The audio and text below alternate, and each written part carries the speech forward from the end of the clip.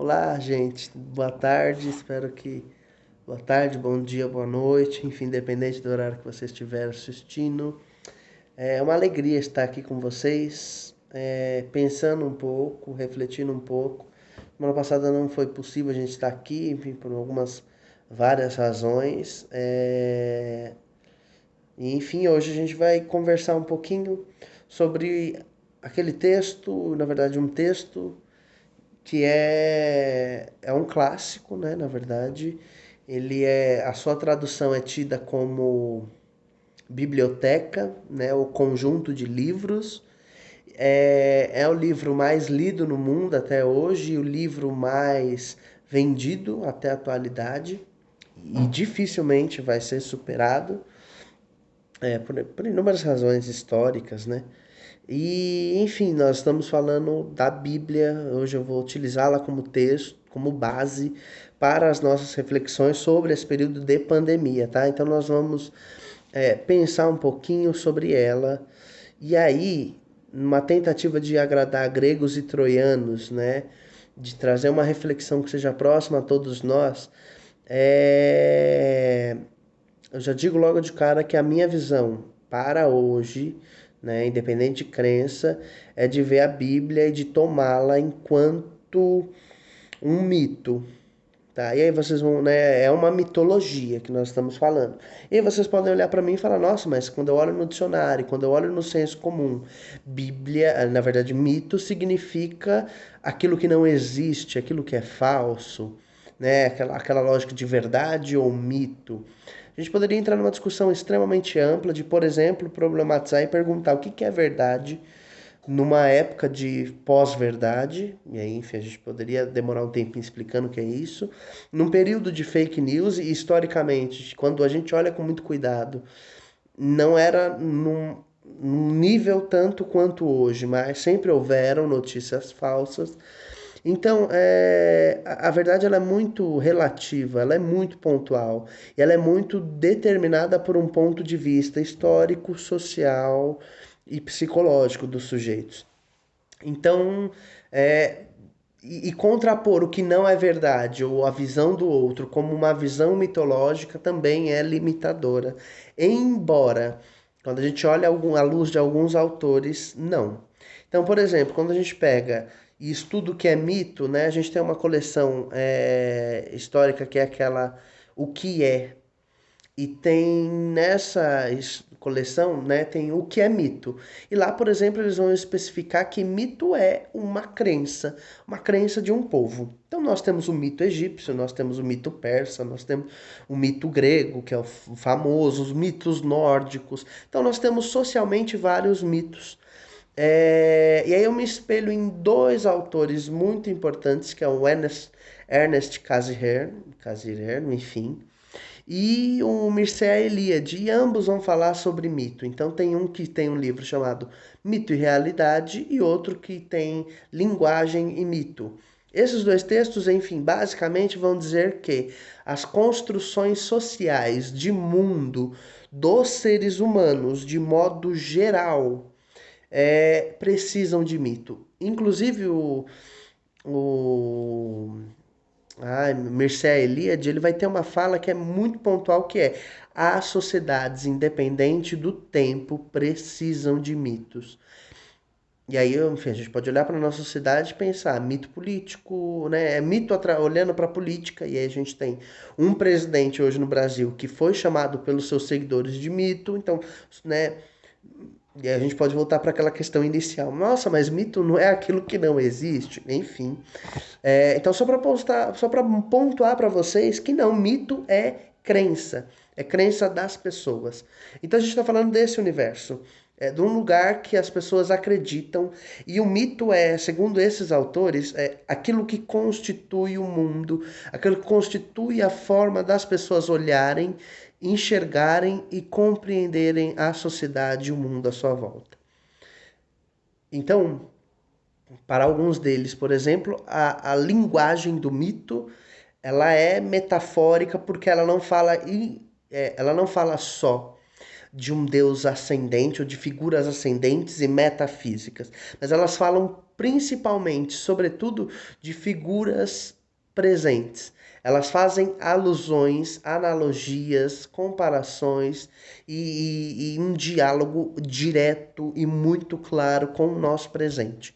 Então, por exemplo, a gente olha e pensa hoje, por que que no Brasil nós temos tantas igrejas evangélicas, neopentecostais, por exemplo, o que explica muito delas é que eles conseguem fazer essa transposição de um mito, de um acontecimento que foi, né, se a gente tomar aquilo como verdade, aqueles acontecimentos em Jerusalém, etc., de mais de 2000 anos atrás, ou de 2000 e alguma coisa, e transporem para os nossos dias e fazer uma fala de, olha, referente aos problemas, a inquietações e por aí vai. Então é um pouco isso. Os mitos têm essa funcionalidade de tentar dar esclarecimento ou encaminhamentos para o nosso hoje. E é disso que a gente está falando, tá? Então quando a gente for olhar esse texto agora, a gente só está pensando exclusivamente no nosso hoje. Então eu não vou fazer nenhuma leitura teológica da coisa, nenhuma leitura exegética, né, que é algo específico também de quem estuda a Bíblia, né? Enfim, nós não vamos fazer nenhum estudo explicativo nesse sentido. Nós vamos fazer uma leitura como se fosse um texto, e eu não vou dizer qualquer, mas como se fosse um texto, e aí a partir disso a gente vai tecer algumas interpretações para o nosso hoje de pandemia. Bom, essa é a introdução. Já tomei bastante tempo só para introduzir o objeto pelo qual eu vou falar. E o texto em si é um texto de Primeira Reis, né? Se encontra em 19, né? Capítulo 19, do versículo 8 até o 13. O que conta basicamente nesse período, né? E aí eu vou contar um pouco antes. É a história de Elias, né? Um dos profetas. E o Elias, ele vai se esconder numa montanha porque ele estava fugindo do rei e sobretudo da rainha Jezabel, que queria pegá-lo, que queria matá-lo, que estava matando todos os profetas, inclusive. E aí ele se esconde na montanha e aí acontece uma série de coisas, de eventos climáticos e nenhum deles faz com que o Elias saia para fora, mas um deles em específico faz. Vou pormenorizar isso daqui a pouco, mas eu vou contextualizar o que aconteceu com esse Elias. Elias é um cara conhecido na Bíblia, por primeiro ele ter dito que não ia chover, enfim, ele aparece como profeta, falando, e ele é um dos únicos profetas que vai fazer esse tipo de coisa. Ele fala: pela minha palavra não vai chover, e se Deus quiser ele vai confirmar. E ponto. Ele é o sujeito que se coloca não mais como aquele que propaga uma palavra, como aquele que traz uma palavra, mas é como aquele que fala por si. E tem tanta segurança no que está falando que ele tem certeza de que é protegido, e enfim. E aí ele fala que não vai chover e não chove durante um bom tempo e toda a sociedade fica em seca. É ele também, por exemplo, que vai desafiar os 400, eu não sei se são 420, 450, mas ele desafia os profetas de Baal, eram mais de 400. Ele desafia sobre para ver qual era o Deus mais poderoso, né? Os deuses de Baal, né? Os profetas de Baal, se Baal era o Deus mais poderoso ou o Deus que Elias acreditava. E aí acontece todo o episódio de que os caras, enfim, fazem as orações dele, as súplicas, e não vem fogo. E Elias fala: não, pode jogar água no altar. E aí ele ora e o fogo vem e consome inclusive a água, né? Esse é um dos episódios, por exemplo. Mas nesse em específico, depois de tudo isso que esse cara fez, a rainha Jezabel aparece, e isso é muito pontual e muito importante, e ela fala: eu vou te matar. E aí ele tem medo, e a partir desse movimento de medo, ele se esconde, se isola em uma caverna. O que é interessante, e o que eu queria que a gente pensasse é a força que Jezabel tem numa sociedade em que, biblicamente falando, né, começa. É, tendo, por exemplo, um cara que tendo por mod, por referência Abraão, que é o pai de multidões, nós temos uma mulher que é rainha, que tem mais poder e mais autoridade do que o próprio rei. Então, quando ela falava, o próprio rei obedecia. Então, nós estamos numa sociedade patriarcal marcada pela fala do homem, e aparece uma mulher que consegue colocar medo, inclusive, no representante de Deus. É uma figura muito emblemática na Bíblia, enfim, não vou me pormenorizar nela. O ponto é, Elias, ele vê tudo isso acontecendo, ele é desafiar, ela fala que vai matá-lo e ele se esconde. Quando ele se esconde, vai acontecer isso, né? Então Elias vai estar dentro da caverna, e aí primeiro vem um forte vento, né? Algumas traduções vão dizer que vem uma ventania, uma espécie de ciclone, uma coisa do tipo. E ele não sai. Em seguida vem um terremoto e que chacoalha e balança tudo, e ele não sai. Em seguida vem um fogo, queimando e consumindo tudo, e ele também não sai. E por fim vem um vento suave, uma brisa, uma dor, e aí, né, uma voz mansa. E é isso que faz com que ele saia da caverna e se atente. E a primeira coisa que Deus vai falar para ele quando ele sai da caverna é: que fazes aqui, Elias? E aí, a partir daí, enfim, vai ter toda uma revelação do que ele deveria fazer ou não. O que nos importa, o que nos é interessante pensar hoje, refletir sobre esses tempos pandêmicos é, primeiro, há uma concepção bíblica aí das pessoas que seguem, sobretudo numa lógica neopentecostal, de ter muitas maravilhas, né? Daquilo que chama e salta aos olhos, né? Então, eventos sobrenaturais. Né? E aí, por exemplo, essas questões de o vento forte, a nomenclatura bíblica, por exemplo, né, dessas igrejas, por exemplo, vai se referir muito à questão do fogo, né?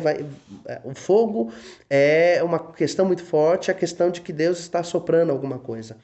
E nesse caso em específico, nessa história, o que vem não é um forte vento, mas é uma voz suave. É uma voz sinalizando que está chamando Elias para fora. E aí, a pergunta que eu faço é: quem nós temos escutado?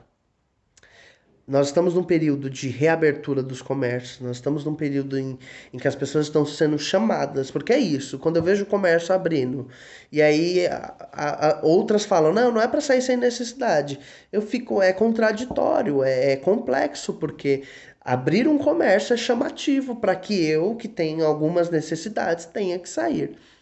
Então, e aí, nessa reabertura de comércio, ao mesmo tempo de flexibilização da quarentena, a pergunta que fica é: quem é que nós temos escutado? Se são esses grandes eventos, se são essas grandes figuras, ou se é a voz, e aí, enfim, faço uma transmutação aqui do texto, mas se nós temos escutado a voz da ciência, a voz da lógica, a voz da racionalidade. Quem é que eu e vocês temos escutado nesse momento para fazer nossas escolhas de sair ou não sair da caverna em que nós estamos nesse período? Quem nós escolhemos para ouvir nesse momento é vital para a nossa própria sobrevivência. Não sei o que aconteceria se o Elias saísse, por exemplo, no meio do terremoto, no meio do furacão, no meio do fogo. Elias resolveu sair na voz suave, numa voz certeira, numa voz passiva e racional. É um pouco isso que eu queria trazer para nós. Então, fiz toda uma explicação para uma análise muito simples de quem é que eu e você. Nós já discutimos aqui, né, no canal, em alguns outros momentos, sobre quem que nós temos ouvido, mas faça essa reflexão de novo num momento como esse, de que estão chamando nós para fora, e ao mesmo tempo em que alguns lugares abrem, outros estão entrando no lockdown, estão fechando tudo, porque está aumentando o número de pessoas contagiadas. Não, nós não estamos diminuindo. Ontem, por exemplo, na quinta-feira, houve o segundo maior registro de número de pessoas infectadas no Brasil. O número de pessoas infectadas não para de crescer, o número de óbitos não para de crescer. E é crucial nós termos claro quem é que nós estamos escutando. E aí a pergunta que fica é: o que fazes, Elias? O que fazes? Para que quando nós saímos, quando nós fazemos o que fazemos, o que fazes? Para que fazer isso? Qual é a intencionalidade de fazer isso? Muito cuidado. se precavejam. É extremamente essencial que nós escutemos a racionalidade. E a própria racionalidade. E aí, lembro também, né? Para dialogar com esse grupo, né? Porque, enfim, também é uma coisa muito doida quando a gente fala racionalidade, o povo tá achando que a gente também não tá falando de questões religiosas, muito pelo contrário, né? Tem um cara chamado Paulo que na Bíblia vai dizer, por exemplo, do culto racional. Então, Paulo é um cara que vai falar, por exemplo, que nós devemos ser racionais nas nossas escolhas, nas nossas posturas e nas nossas condutas. Tá? Então não estou falando nada de absurdo.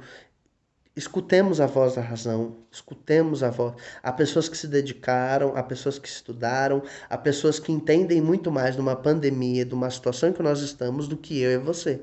Então é pertinente e crucial que eu e você escutemos, entendamos e sigamos o que essas pessoas estão falando.